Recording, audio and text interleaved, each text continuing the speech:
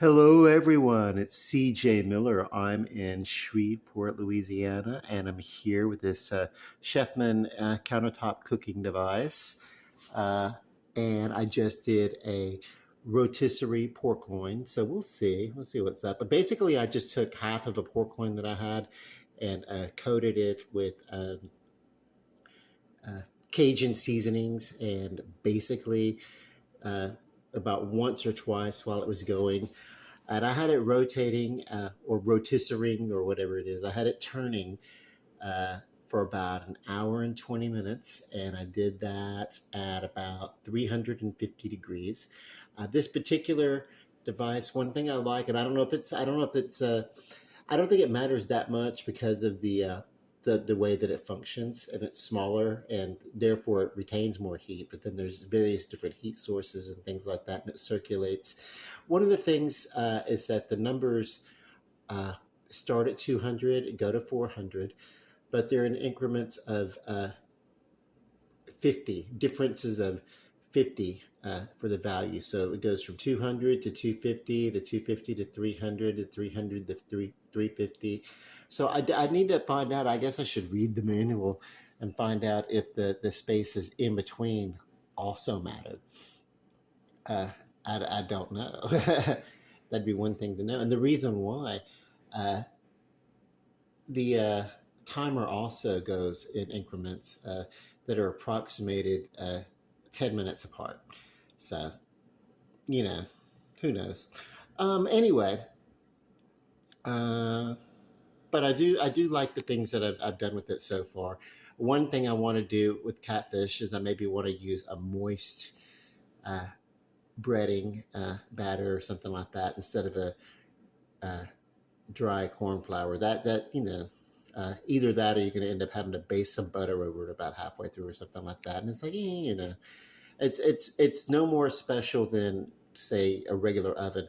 The convenience of it is nice. You can't beat a really deep fried damn catfish though when it comes to something like that. But anyway, let's see what happens here. I've got this little. Uh, looks like a bent up hanger or something like that, just a piece of metal. But I'm going to pull it out. Well, that actually was pretty easy. So remarkable. It's like uh, put the little arms of this handle in the little grooves, and basically you can just pick it up. And yeah, so that's kind of cool. That I like that. I thought maybe it was going to be like, just for the nature of it, I thought maybe it was going to be some BS. It turns out it worked okay. So I'm going to let this rest for several minutes. It's almost time to take. I guess I could take the tines out and stuff like that. Uh, I'm definitely going to let it rest before I eat it. Uh, so we'll give it about another 10 minutes or so, and then I'll slice it up and do something with it.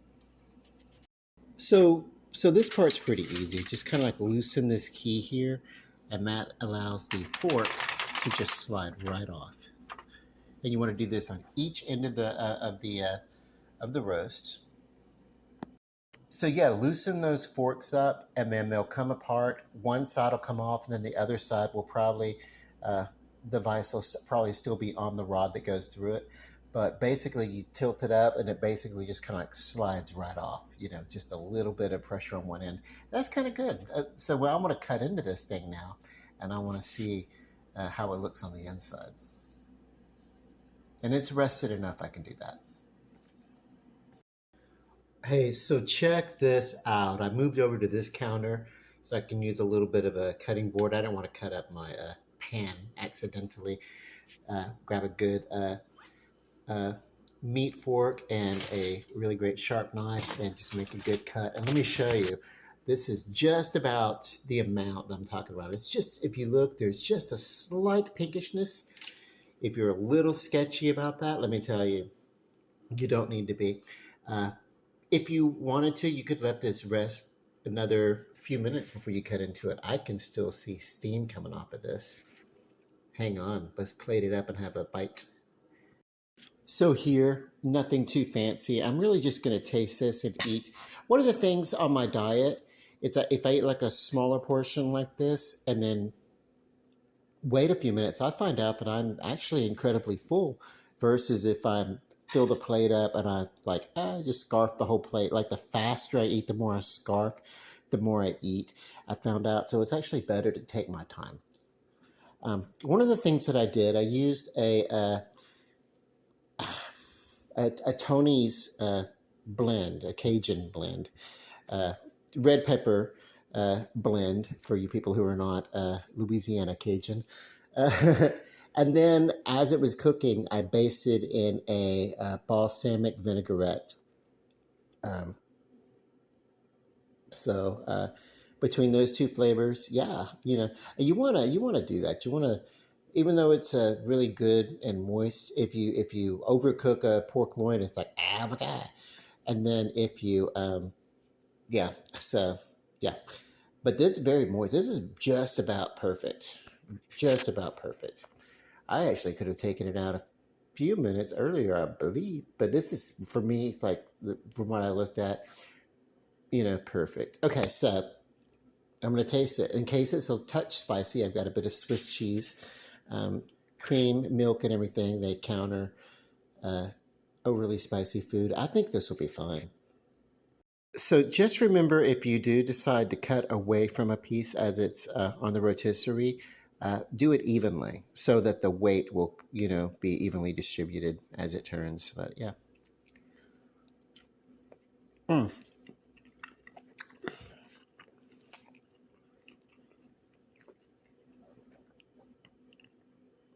that's pretty damn good. And yes, it is spicy laden. You can coat it with different things if you don't want to use spice like I do, like a Cajun Tony's spice. You can use an Italian green herbs and things like that. I just used, like I said, the Tony's. You can find it down here just about anywhere, and you probably order it. Give you a good little red pepper underneath it. It also has salt. It has everything that's in it is in it. Another option would be Old Bay seasoning. If you get a hold of Old Bay seasoning, which to me tastes like the seasoning that you would put in a crab boil, Old Bay. So I love that on seafoods. But that works with just about anything also. But you can also do what I do a lot of times when I'm cooking is I have like a hellacious selection. I mean, I just about anything that I can find in a seasoning or an herb or whatever that I can find in a shakedown. I grab it, and throw it in the buggy when I'm shopping. I wish that I really could afford, uh, just an herb garden of fresh herbs all over the place. But uh, I no, it would be an endless me overusing herbs. As much as I use, as much as I flavor my food, I wouldn't be able to keep a supply of fresh herbs. I mean, that would cost more than the groceries themselves. So I reserve the very fresh herbs uh, for special dinners, things like that, holidays, that kind of stuff. So, but anyway, yeah. Uh, and you see, I'm talking, loving it, got a good flavor, and have not even had to bite into my cheese. But of course, I will because I love a good Swiss cheese. I even love a nice mediocre Swiss cheese. Just like beef, there's a bit of fatty meat there. And if you want to, you can cut that off just right here or trim it down before it goes on the rotisserie. Um, you want to do that before you put the spikes in it or the forks in it, the rotisserie forks, because that will affect the distribution of weight as it's rotating, uh, turning, whatever. Um, yeah, let me get back to eating this. I really love this, man.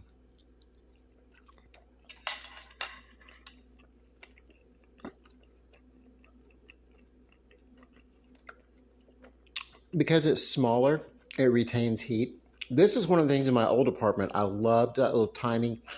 I mean, I couldn't do a full on holiday meal in that little kitchenette in that old apartment. but it was an old iron stove, uh, gas. Half the time the burners wouldn't light, but the oven, boy, did that sucker retain heat. And it would cook things really fast. As a matter of fact, if you didn't watch it, you would burn your food. And there were no numbers. You actually had to kind of guess where it was. That's actually practice for me on this device. I kind of watching and approximating temperatures or whatever uh, between the degrees of 50. But I don't know. That's one thing I'll put on my list. Find out if the blank space between 350 and 400, if the blank space equates to 375. I don't know. Just be of interest, but obviously it's going to work either way. Um, okay, I'm just going to go ahead and say I love this. This is a win. And I got into the part about the forks and the rotisserie spike and all that kind of stuff. The reason why is because I've never owned anything that could uh, function as a rotisserie before. Now that I have, I think it's cool. And so I don't know. I'm just simple. Let me just bake it, whatever. Like what am I gonna do? Like stand over a campfire and turn it? I'll be the designated like a turner of the spit. But yeah, it's cool. It's cool. There's something primal about it, even though it's like a modern kitchen appliance or whatever. It's all electric and all that kind of good stuff. I don't know. It's good cheese. Okay, so it's enough of me for right now. I love you guys. I really do mean that. Peace, love, and light, and have a blessed night.